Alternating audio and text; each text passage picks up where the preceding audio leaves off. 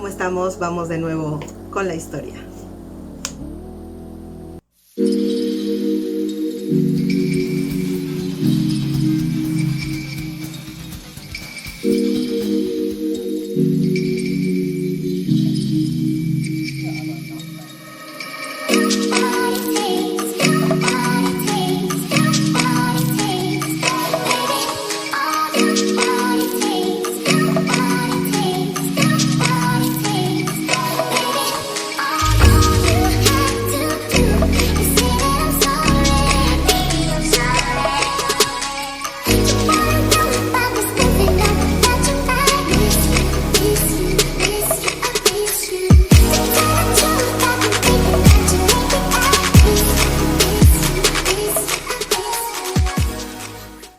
Bien, ya saben que es un gusto para mí siempre regresar con nuevos temas, pero en esta ocasión estamos continuando con el tema de la educación, porque bueno, yo soy docente y también porque este tema creo que es muy importante para la sociedad en México. Creo que es un tema vital para nuestra sociedad y la historia está para la sociedad. Entonces creo que es un tema que necesitamos tocar, y creo que también a lo mejor pudieron quedar dudas sobre lo que platicamos con los profesores en un video anterior, con el profesor Faraón y con el profesor Raúl.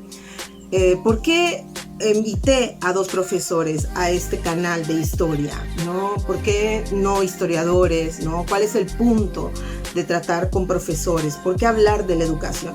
Bueno, vamos a aclarar aquí en 4 puntos básicos, ¿no? ¿Por qué hablar de la educación? Yo tengo por ahí algún trabajo que he expuesto, que he compartido en alguna ocasión, que me gustaría pues ahora tratar solo 4 puntos para no extendernos, que es la educación del siglo XXI.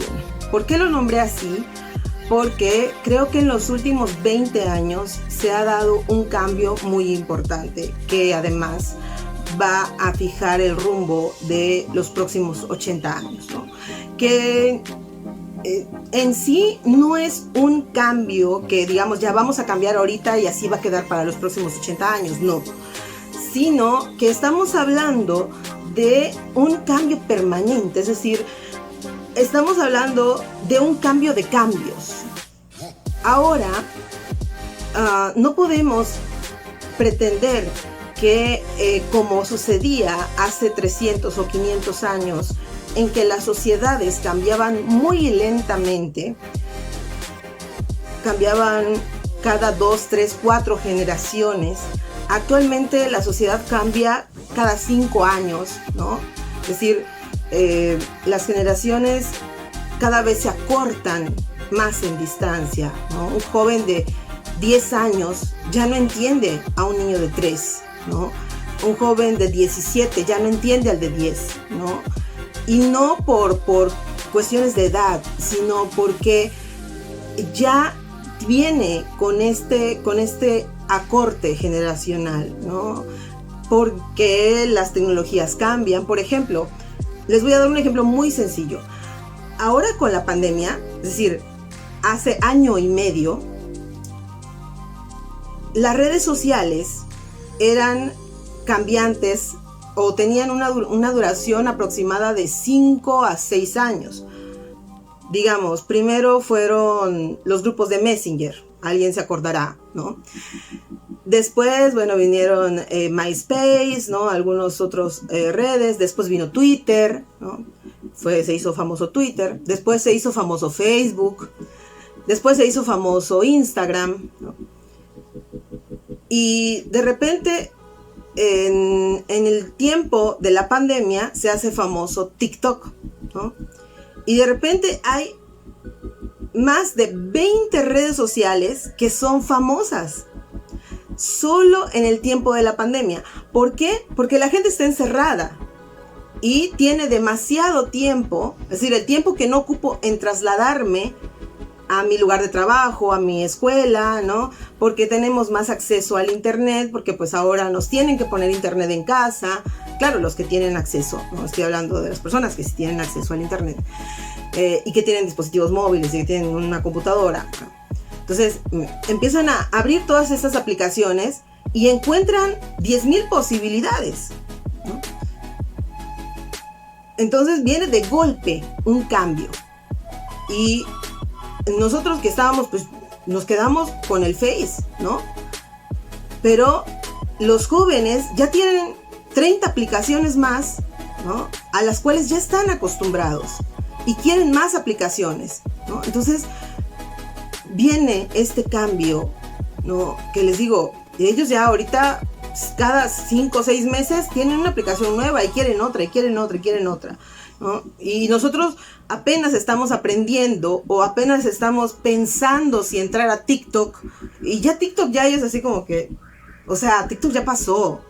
Y algunos todavía dicen, bueno, no, pero yo ya le voy a entrar a OnlyFans. Y no, pues OnlyFans ya pasó, ya fue, o sea, ya viejísimo, ¿no? Entonces, es un cambio que cada vez va a ser más acelerado, ¿no? Los teléfonos cambiaban cada 3, 4 años, de repente empezaron a cambiar cada año. Actualmente cada mes tenemos un modelo nuevo y de repente cada semana vamos a tener un modelo nuevo, ¿no? Antes teníamos 2, 3 compañías compitiendo, actualmente hay 20, 30 compañías compitiendo. Entonces, son cambios sociales que claramente afectan a la educación. Entonces, ese es el, digamos, bueno, el por qué empiezo con este nombre, ¿no? Ahora, el primer punto es, ¿cuál es el objetivo de la educación en México? Tiene que haber un objetivo, eso es claro. En los años 50 a 70 había un claro objetivo. Yo tenía un profesor que alguna vez nos comentó que hubo un momento hacia los años 70, si no mal recuerdo, que el gobierno empezó a dar, por ejemplo, becas para que muchos profesionistas hicieran posgrados, no solo dentro del país, sino incluso en el extranjero, porque lo que se quería era, pues, mejorar el nivel profesional, ¿no? Entonces había un objetivo y sobre ese objetivo empezamos a tener acciones.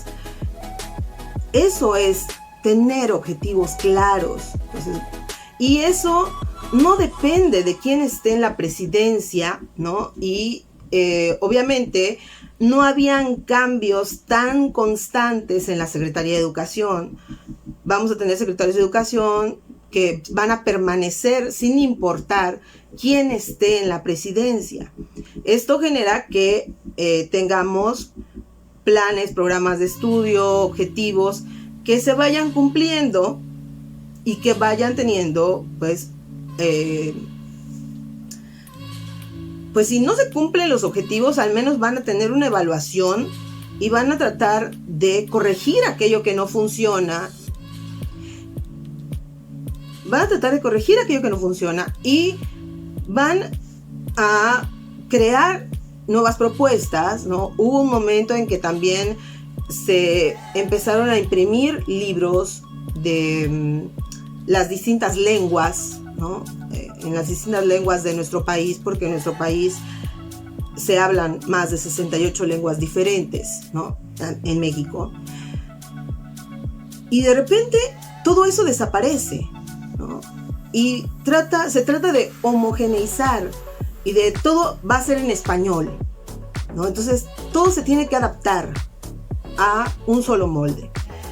Y de repente todo empieza a girar en torno a la cuestión de quién está en la presidencia, y quien está en la presidencia dicta quién va a ser el secretario de Educación y de ahí para abajo, ¿no? Y si entonces cambiamos al secretario de Educación cada 6 años o pues si nos toca de suerte cada 12 o cada 8 años, ¿no? O cuando se les antoje, y el secretario nuevo dice pues vamos a hacer otra cosa, ¿no? Y cambia el plan de estudios y bla, bla, bla.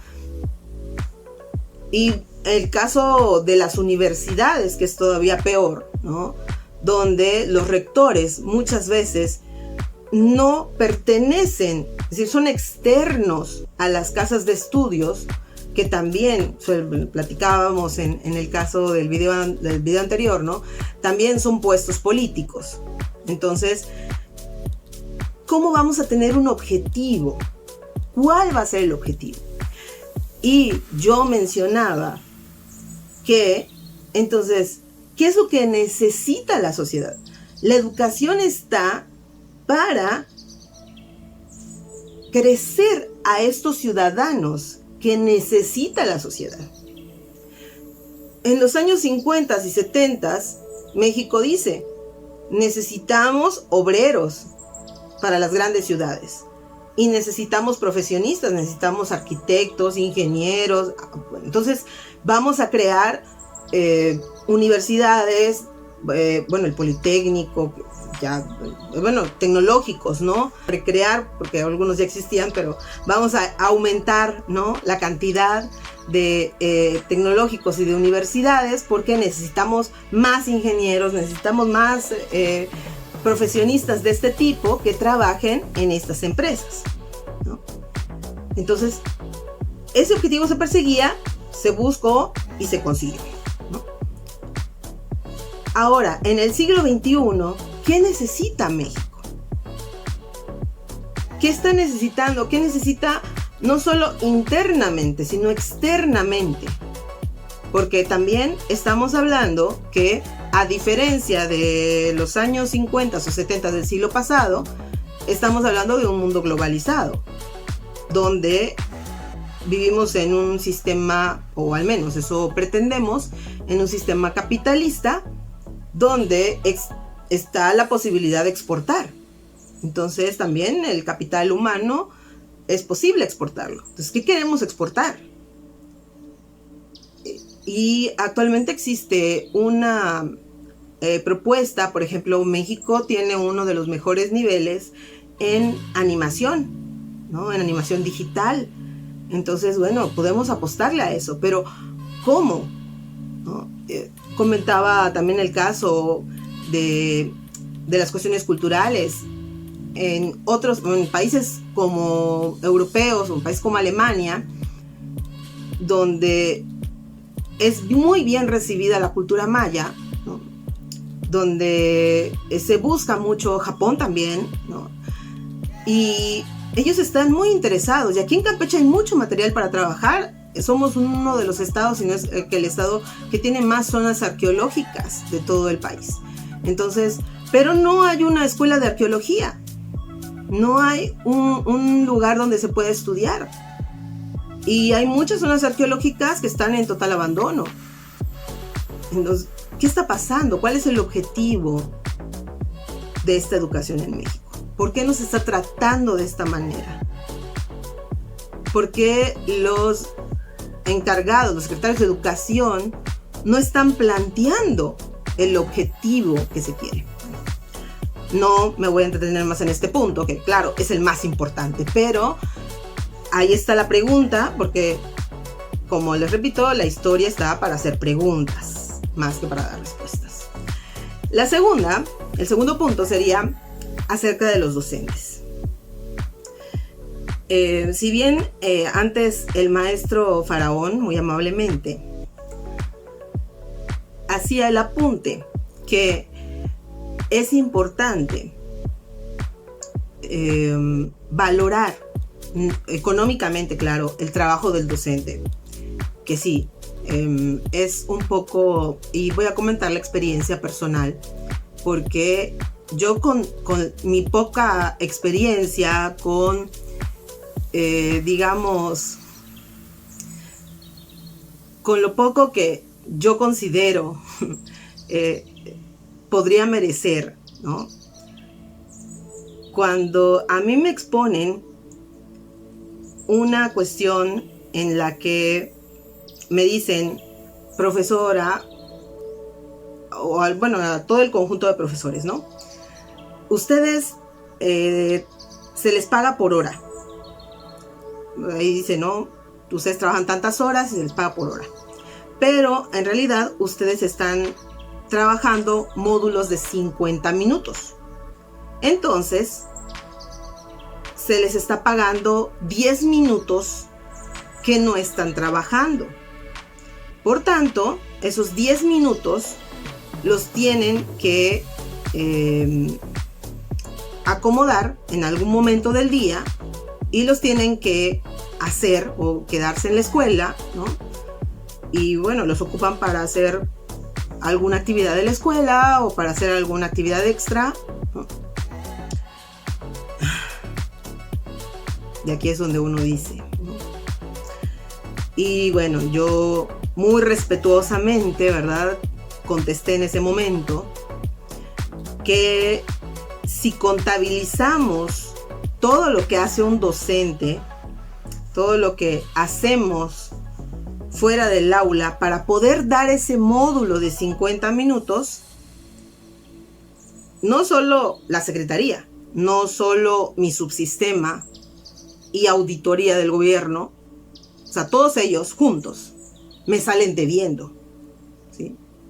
¿Por qué? Porque yo tengo que tomar cursos, porque yo tengo que leer, porque yo tengo que prepararme, ¿sí?, para poder dar mi módulo de 50 minutos. No solo tengo que leer el libro que se imparte en la materia, no solo tengo que hacer mi secuencia, no solo tengo que hacer material, no solo tengo que hacer reportes en la escuela, no solo tengo que hacer documentación que se exige aparte de la secuencia, que se exige después de la secuencia, no solo tengo que ir a academias, a juntas, ¿no?, que eso es trabajo de la escuela, actividades extraescolares, proyectos interdisciplinarios, que eso es parte de trabajo escolar, sino además tengo que haber leído a los autores, ¿no? Si en el libro de historia dan una definición de Marc Bloch, yo tengo que haber leído a Marc Bloch, ¿no?, independientemente de lo que yo haya visto en la carrera. Y entonces, ¿eso en qué momento lo voy a hacer? Y eso no me alcanza los 10 minutos que me están haciendo quedarme de más en la escuela, ¿no? Entonces, bueno, no hay una valorización del tiempo, de la economía del docente. Pero más allá de eso, de esa valorización económica, que digamos nos salen debiendo la vida y el alma, ¿qué pasa con la profesionalización del docente? Es decir, el docente necesita que realmente se le tome como un profesional de la educación. Yo he trabajado con muchos docentes que salen de las normales. Cuando se empezó a hacer esto de los exámenes, yo no estudié en una normal y sin embargo pasé los exámenes con uno de los mejores puntajes. Y esto no lo estoy diciendo para presumirlo, lo estoy diciendo porque los exámenes son de lógica, que es algo que los que estudiamos en humanidades, pues tuvimos que llevar lógica, ¿no? Tuvimos que estudiarla en algún momento. Yo estudié lógica en la prepa porque llevé humanidades y lo estudié en la carrera, ¿no?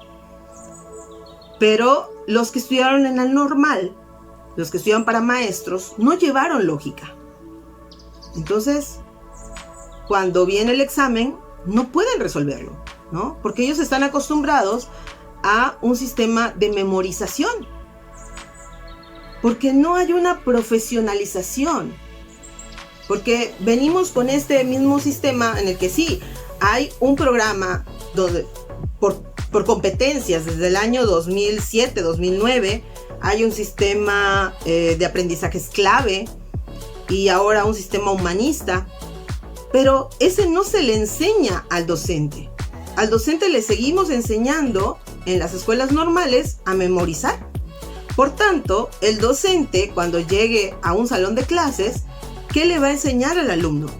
Le va a enseñar a memorizar, porque es lo que a él le enseñaron. Y claro, por eso el docente no podía resolver el examen. Y bueno, ya yo daba cursos para presentar el examen, para pasar los exámenes, ¿no?, de admisión al servicio docente. Y yo les decía, es que ustedes tienen que creérselo. que son profesionales de la educación.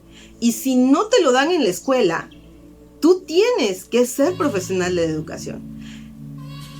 Y parte de esto, es decir, la educación tiene que llevarnos a ser autodidactas. Esa es la educación. Eso es, y a nosotros nos lo enseñaron, pero de una manera diferente, ¿sí? A nosotros, pues como nos decían, ¿no? La letra con sangre entra. A nosotros, durante los primeros 2 meses, nos sentaban, haz la tarea, ¿no? Y si no la hacías, te pegaban el reglazo, te jalaban las orejas, te hincaban en tapitas, ¿no? Y al cabo de 2 meses, tú ya aprendías que tenías que sentar a hacer la tarea. Entonces, tú te sentabas y aprendías. Entonces, automatizabas. Y eso hacía que, bueno, a base de repetición, fueras a buscar el conocimiento, ¿no? Algunos tuvimos mejor suerte, no nos trataron tan mal, pero lo aprendimos de igual manera, ¿no? A base de repetición, a base de condicionamiento, pero de alguna manera aprendimos a buscar el conocimiento. En cambio, se corta, ¿no? Porque ahora ya no le puedes pegar al niño, ya no lo puedes obligar, ya no lo puedes automatizar. Y entonces ahora ya no hay una búsqueda del conocimiento. Pero tiene que haber la búsqueda del conocimiento, de alguna manera, ¿no? Entonces les digo, bueno, ustedes tienen que creérsela y mediante, obviamente, pues cualquier modelo que ustedes quieran trabajar, ¿no? Ya por ahí el maestro Faraón nos hablaba del modelo Jacquard, ¿no? Está modelo Montessori, están 1000 modelos, hay muchos modelos nuevos, y que ustedes como profesionales de la educación, los que estudian en escuelas normales, quienes tienen posgrados, porque hay quienes no estudiamos para ser maestros, pero estamos estudiando posgrados. Entonces, quienes ya tenemos un posgrado en educación, pues tenemos que crear nuestros propios modelos, ¿no? Y en una charla que también va a salir por ahí, yo les comentaba, bueno, dentro de lo que yo enseño en mi área, ¿no? Que es la historia, la enseñanza de la historia, yo he ido creando mis propios métodos, ¿no? Y esos métodos, pues, los tengo que, pues, de alguna manera, ir recreando para que funcionen, ¿no? Y tengo que tener esta libertad que muchas veces no he tenido, pero que tenemos que buscarla, que tenemos que hacerla a veces por debajo del agua, ¿no? A veces contracorriente, porque sí, nos van a cortar, pero hay que hacerlo, dosificarla, ¿no? Y esperemos que pronto eso cambie, que pronto nos puedan tomar realmente como profesionales de la educación. Algo que a mí me llamaba la atención, en el que me dicen, tienes que hacer un curso de la COSDAC. Veía el plan de estudio y ese curso de la COSDAC era un módulo de lo que yo había visto en la maestría. Entonces yo pregunté si con mi maestría no me validaban el curso de la COSDAC o no me validaban, digamos, todo lo que es los cursos que estamos llevando, para que yo no pierda tiempo en eso, pueda yo hacer otra cosa, pueda yo tomar otros cursos. Y me dicen que no, que mi maestría no cuenta, que no la puedo, o sea que no, de hecho no me cuenta para nada, ¿no? Como si yo no lo hubiera hecho. Entonces digo, bueno, ¿de qué se trata? ¿No? Digo, me sirve en mi tarea diaria, pero no me cuenta ante la Secretaría de Educación, ¿no? Y ahora estoy haciendo un doctorado, en el cual tampoco se me reconoce, no se me da el espacio, y digo, no es un reclamo, pero tiene que haber un reconocimiento como profesionales y también nosotros, aunque no nos reconozcan, tenemos que realmente creernos profesionales y como profesionales tenemos que poner todas las ganas, también tenemos que ser autodidactas. Si la escuela no nos está dando, si la Secretaría de Educación no nos está dando el conocimiento porque esos cursos no sirven, pues nosotros tenemos que buscarlo y nosotros tenemos que encontrar ese conocimiento. Para eso tenemos, ahorita voy a hablar precisamente del siguiente punto, ¿verdad? Muy importante en este camino, que son precisamente las TICs y las TACs.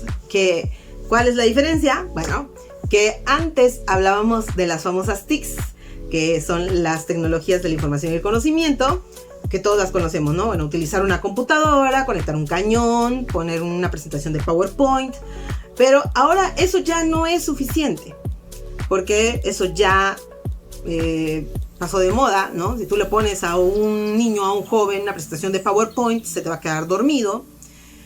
Y entonces, ¿qué hacemos? Bueno, pues vamos a cambiar por TACs, que las TACs, que son, bueno, la tecnología, pero al servicio del aprendizaje y el conocimiento. ¿Y eso cómo se hace? Bueno, hay muchos cursos que ustedes pueden buscar y es precisamente eso, utilizar la tecnología para aprender mediante miles de plataformas, desde Pulse o los famosos preguntas, ¿no? Esas que ponemos ahí de repente. Si estamos en una sesión de Meet o Zoom o bueno, cualquier plataforma interactuando con nuestros alumnos, de repente les podemos lanzar una pregunta, ¿no? Les voy a dar un ejemplo muy sencillo.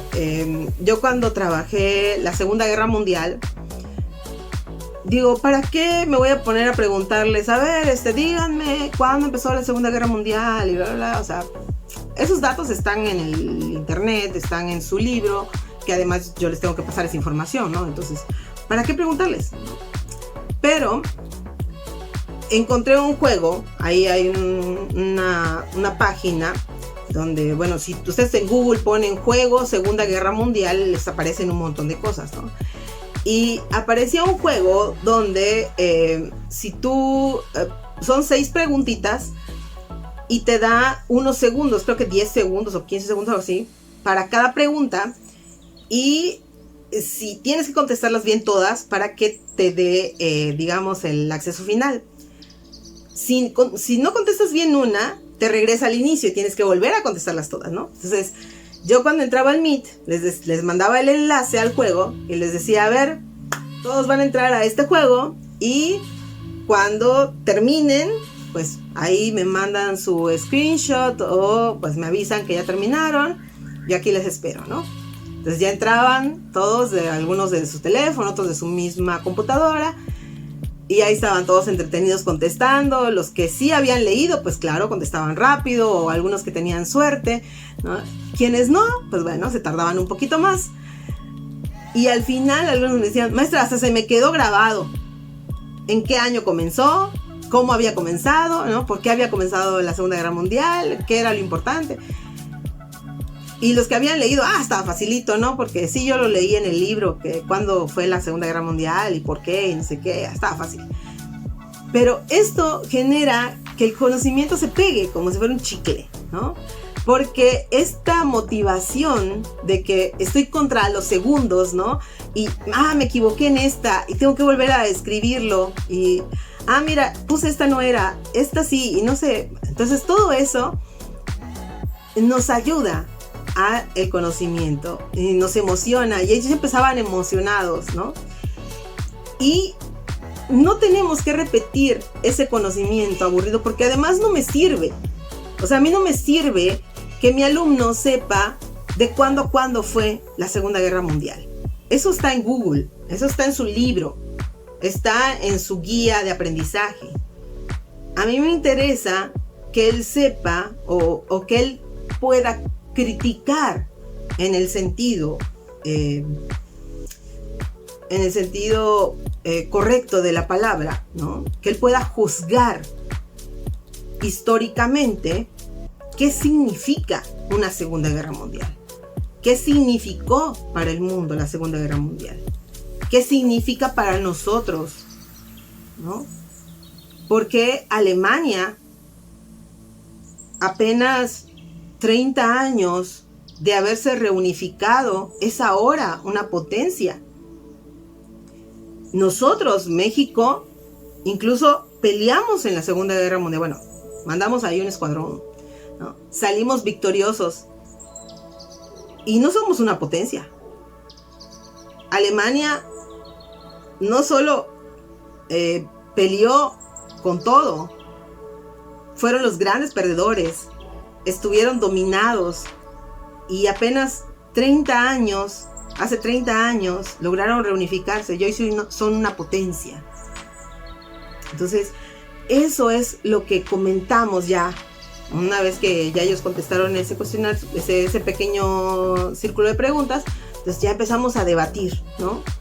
Estas cosas, ¿no? La tecnología que nos dejó la Segunda Guerra Mundial, como el internet, como las computadoras, las armas de guerra, ¿no? El caso de las bombas nucleares, cómo fueron de importantes para la Guerra Fría y cómo siguen siendo importantes, porque todavía le tenemos miedo a las bombas atómicas, ¿no? Entonces, todo eso es lo que nos interesa de las TACs, ¿no? ¿Cómo estamos utilizando? Y yo les digo a los chicos, si ustedes quieren aprender un idioma, si quieren saber de geografía, si quieren lo que sea, ahí lo tienen al alcance de sus manos. Tienen un dispositivo móvil. Utilícenlo y aprendan. Y pueden ver tutoriales si quieren aprender a tocar la guitarra, si quieren aprender a cantar, si quieren dibujar, ¿no? O sea, ya no tienes que ir a clases de dibujo, no tienes que pagar a un maestro de dibujo, porque ahí está en YouTube o en cualquier otra plataforma, ¿no? Si quieres aprender un idioma, si quieres, ahí está. Ahora, igual a mis colegas a veces les digo, ¿no? Yo tomé hace poco un curso de la Universidad de Yonsei en Corea sobre género y puedes tomar, hay de la Universidad de Oxford, de la que quieran, de muchos países y de cualquier rama, si eres biólogo, si eres ingeniero, si eres economista, lo que sea, ¿no? Y el curso lo puedes tomar gratis. Si terminas el curso exitosamente, porque además algunos sí son bastante exigentes, por ejemplo este que tomé, al final sí se estaba poniendo bastante exigente.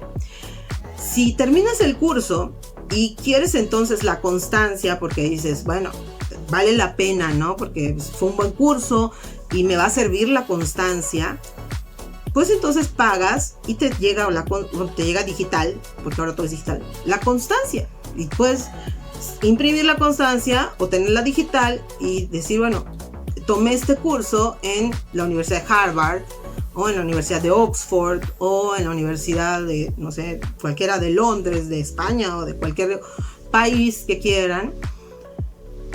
Y es válida, o sea, es válida curricularmente, ¿no?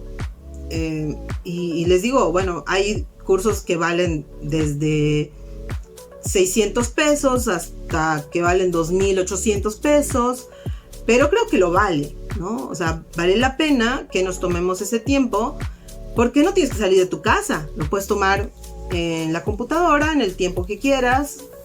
Entonces, ahí está, ¿no? Eso, y esto ya es el futuro, eso es el futuro. Entonces, México tiene que empezar a pensar en eso. Las universidades de México tienen que entrar a esas plataformas, como igualmente ya decían nuestros compañeros en el video anterior. Las universidades en México tienen que subir a estas plataformas. Y por último, pero no menos importante, ¿verdad? ¿Por qué no volver a las aulas? ¿Por qué volver a las aulas no es una opción? ¿Por qué tenemos que tirar ya esas escuelas? Porque esas escuelas ya murieron hace muchos años. Dicen por ahí, renovarse o morir. La escuela como la conocemos, esas aulas, esos salones de 4x4, donde estás en una sillita, eso era para una sociedad industrial de los años 60, 70. Pero para una sociedad globalizada del siglo XXI, para una sociedad móvil, porque ahora tenemos laptops, celulares que funcionan mejor que una laptop. Y créanme que los jóvenes prefieren un celular y una tablet a una laptop. Yo todavía prefiero una laptop, pero los jóvenes prefieren un celular. Ya no necesitan un salón de 4x4. Y aún si necesitáramos una escuela física, no sería como las que tenemos. Yo aquí les voy a dejar unos ejemplos que comentaba igualmente en el programa anterior. Bueno, no lo comenté, perdón, lo comenté fuera del aire, fuera del programa, pero les voy a dejar aquí los ejemplos, porque les comentaba a los compañeros que en otros países sí siguen trabajando en escuelas, pero estas escuelas están pensadas para los niños, por ejemplo, ¿no? Es cierto, los niños en edad inicial sí requieren, porque, claro, necesitan trabajar la socialización, necesitan trabajar su cuestión física. Y estos, por ejemplo, por poner un solo ejemplo sencillo, los niños, digamos, de tercer, cuarto año, de lo que aquí sería tercer o cuarto de primaria, su salón está en el segundo piso, ¿no? Entonces, los niños, para subir a su salón, tienen que subir por una escalera colgante. Está la escalera así con hilo y maderitas. Entonces están todos los niños subiendo, ¿no?, a su salón. ¿Qué pasa? Que están trabajando su motricidad. No tenemos niños obesos, porque todos los días tienen que estar subiendo y bajando de esa forma de su salón, ¿no? Y claro, esto los mantiene activos, llegan activos a su salón, y la escuela parece todo menos una escuela, ¿no? Está llena de colores, está llena de formas, los lugares donde ellos se sientan parecen pelotas, parecen hongos, parecen cubos, o sea, cualquier cosa que pueda estimular, porque el niño necesita estimulación. Por ahí, bueno, las que son maestras de edades más pequeñas me pueden corregir, comentar aquí también, pero bueno, necesitan, y todos, yo creo que todos necesitamos, porque yo también, si vieran aquí mi escritorio, yo soy la de los plumones, vean, así como cuando trabajo me encanta tener mis apuntes, mis cosas, y con solo ver que mis plumas y que tengan, y no, les digo, no es porque yo quiera que todo esté de colores, sino porque necesitamos la estimulación muchas veces visual, auditiva. Entonces, otro ejemplo así rapidito, en escuelas ya de nivel bachillerato, por ejemplo, o jóvenes de edad de bachillerato, hay escuelas en Inglaterra, por ejemplo, donde las escuelas parecen como aquí estamos acostumbradas las oficinas, ¿no? Entonces llegas como si fuera una gran oficina, pero todo es como de cristal, o sea, son cubículos de vidrio transparente. Y en cada cubículo hay como grupos de trabajo que tienen trabajos diferentes. Entonces, si yo quiero trabajar lo que tenga que ver con la química, pues me meto a donde están trabajando química. Si yo quiero trabajar robótica, pues me meto donde están trabajando robótica. Si yo quiero debatir sobre filosofía, pues me meto donde están debatiendo filosofía. Si yo quiero trabajar matemáticas, pues me meto donde están trabajando matemáticas. Y estoy viendo a todos los que están trabajando, o sea, no me siento excluido de nada, ¿no? puedo estar trabajando matemáticas, pero al lado de mí están trabajando química y los estoy viendo trabajar, ¿no? Y los profesores y los alumnos están a la misma altura y al mismo nivel trabajando. O sea, no puedes diferenciar, salvo a veces por la edad, pero si no, o sea, no hay un distintivo que quién es el profesor y quién es el alumno. No, hay están todos debatiendo y trabajando en conjunto. Y eso es lo maravilloso, ¿no? de esta educación del siglo XXI, que para México todavía se ve muy, muy, muy lejana. Entonces, ¿qué queremos en México? Queremos volver a esa escuelita, a ese trabajo que teníamos hace 2 años, o realmente vamos a aprovechar esta oportunidad, este sacudón que dijimos en el video anterior, a este sacudón que nos dio la pandemia para ahora sí integrarnos al mundo. O vamos a aprovechar para integrarnos al mundo, porque somos un mundo global.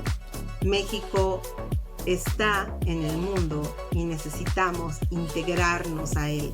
No podemos quedarnos atrás. Entonces, pues con esto me despido y nos vemos en un siguiente video.